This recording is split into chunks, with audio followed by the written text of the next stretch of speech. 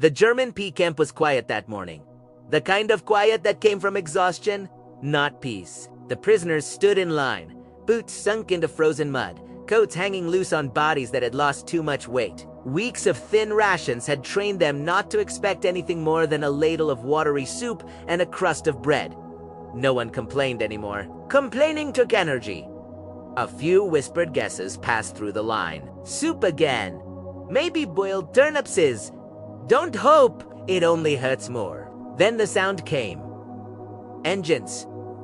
Not the sharp bark of military vehicles, but the slow, heavy rumble of trucks carrying weight.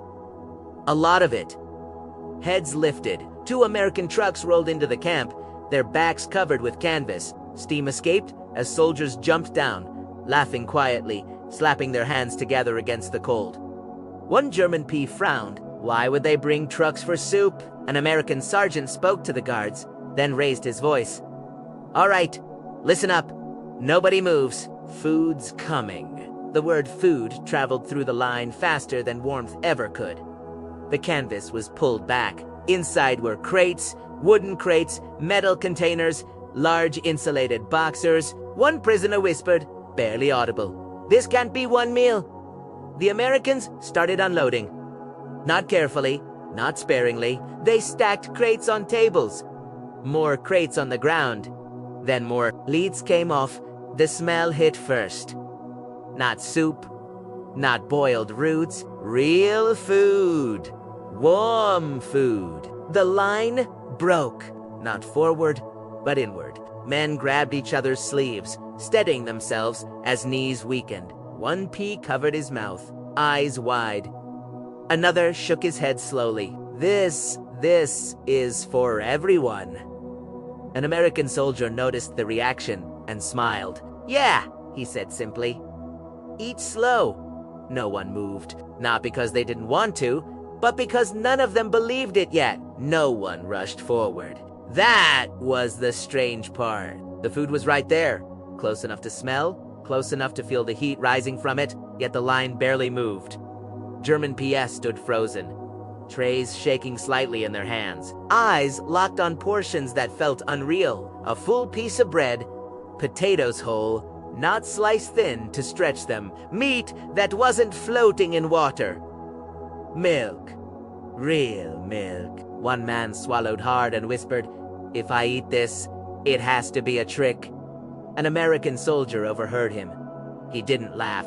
He didn't correct him sharply. He simply leaned closer and said quietly, "It's not a trick, but you need to eat slow. Hear me!" The word slow confused them. They had spent months learning to eat fast before the food ran out, before someone stronger took it, before hunger came back harder. Now they were being told the opposite. AP near the front tried to take a large bite.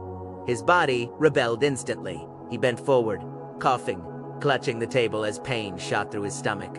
The guards tensed, but the Americans raised their hands. "Easy," one said. "Sit. Breathe." They brought water. That shocked the line even more than the food. Not shouted orders, not punishment, instructions.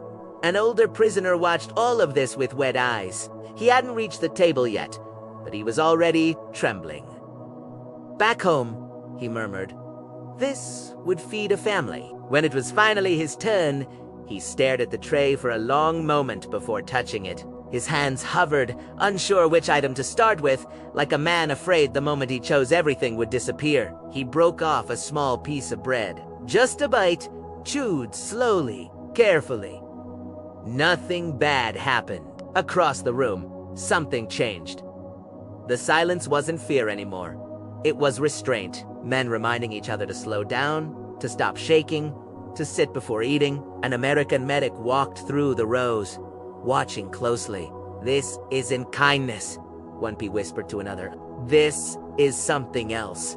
Outside, the trucks were still there. They hadn't left. The first minutes passed without incident. That alone felt suspicious. German PS sat at the long tables, backs straight, trays close to their chests, as if someone might suddenly shout and take everything away. Every sound made them flinch. A boot step, a chair scraping, a spoon clinking against metal. No one spoke above a whisper. A young prisoner across the table stared at his tray as though it were a test. He counted the items again and again, lips moving silently. "This is too much," he said finally. "They'll stop us." An American guard heard him and shook his head. "Finish what you can," he replied. "More comes later." The words didn't make sense. More later. Several PS froze with food halfway to their mouths. That was when the fear shifted. Not fear of hunger, but fear of hope. Hope had been dangerous for a long time. One man stood suddenly, tray shaking violently. "I can't," he said, his voice cracking. "If I eat it all, and tomorrow there's nothing." He didn't finish the sentence. An American medic stepped in quickly, placing a hand on a man's arm and guiding him back down. "You won't be punished for stopping," he said calmly, "and you won't be punished for eating." That sentence broke something. A middle-aged pressed his sleeve to his eyes, pretending to wipe sweat. Another bowed his head over the tray and stayed that way for a long moment, shoulders rising and falling as he fought to breathe steadily. They began sharing instructions among themselves. Small bites, wait between them, drink water. Not orders, advice. Across the hall, an American soldier refilled an empty milk cup slowly, carefully, then slid it back without a word. The prisoner, receiving it, stared at the cup longer than he drank from it. Outside, the snow kept falling. Inside, time slowed. For the first time in months, no one was rushing, no one was fighting, no one was stealing. The food wasn't disappearing, and that terrified them more than hunger ever had. The meal ended quietly, not with cheers, not with thanks spoken out loud. Just the soft sounds of trays being set down, cups emptied slowly, and men sitting still, afraid that moving too fast might end whatever this was. An American officer entered the hall. Conversation stopped instantly. Some PS straightened, others lowered their eyes, already bracing for the announcement they were sure was coming. Time's up. Back to barracks. Food distribution complete. Instead, the officer looked around the room and said calmly, "That was not a special occasion." Heads lifted. "That was the first of many." The words didn't register at first. A few prisoners exchanged glances, waiting for clarification or correction. "You'll be eating like this again," he continued. Not all at once, not recklessly, but regularly. A pause. "We don't want you strong today," he added. "We want you alive tomorrow." One German P whispered almost angrily. "Why?" the officer answered without raising his voice. "Because the war is ending, and starving men don't survive peace." That sentence settled over the room heavier than silence. American soldiers returned, not to clear tables, but to bring more crates inside. Medical supplies, blankets, written schedules posted on the wall, meal plans, not promises, plans. An older prisoner stood slowly leaning on the table. So this wasn't mercy. The officer met his eyes. "No," he said. "It's responsibility." Later that night, back in the barracks, no one slept.